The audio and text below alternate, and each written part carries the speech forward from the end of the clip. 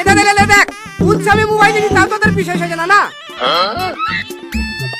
এই কালু, তুই কোথায় যাচ্ছিস? পায়খানা চাপিছে, বাথরুমে যাচ্ছি। ওই সব পাগল ভাগল হবে না, আগে মোবাইল পাবো তারপরে কে যাবি।